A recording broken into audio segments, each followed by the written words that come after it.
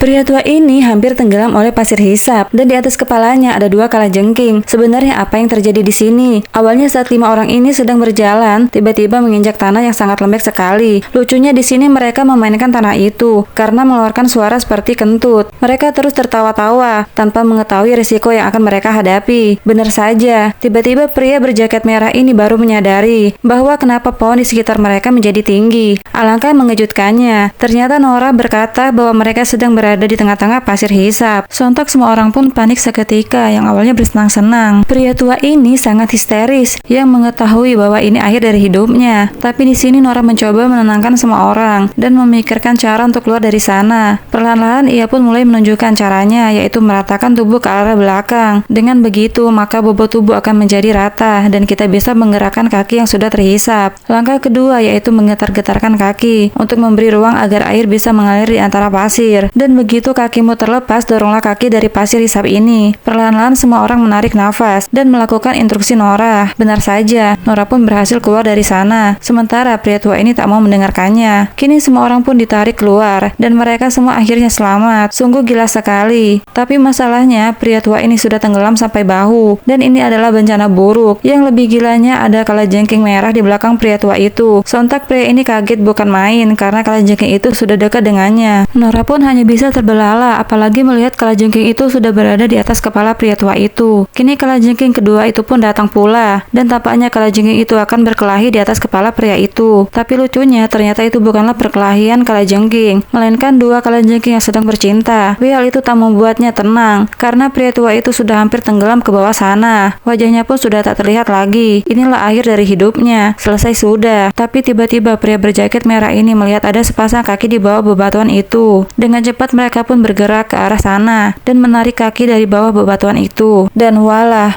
pria tua itu pun keluar dari sana dengan kondisi dipenuhi oleh tanah. Di sini mereka tak tahu harus senang atau sedih karena pria tua itu hampir saja mati dan nyawa mereka sudah di ujung tanduk. Pria tua itu pun berteriak sangat senang sekaligus sedih mengetahui dirinya masih diberikan nyawa oleh alam. Semua ini mereka lakukan demi mencari orang tua Nora dan menemukan kotak emas yang hilang. Tapi di sini mereka tak boleh membuang banyak waktu dan harus melanjutkan banyak perjalanan hingga akhirnya mereka pun tiba di sebuah tempat yang tampaknya tak asing lagi karena jurang di bawah mereka sangat tinggi sekali. Benar saja, Nora berkata bahwa ini adalah jalan masuk ke Paraparta alias kota emas yang hilang itu. Alangkah mengejutkannya, tiba-tiba saja jalan yang mereka pijaki longsor dan mereka pun masuk ke bawah sana. Monyet ini pun kaget dan tanah itu pun sudah ditutupi oleh batu-batu besar. Ternyata mereka masuk ke dalam sebuah ruangan yang tampak sebuah bangunan kuno.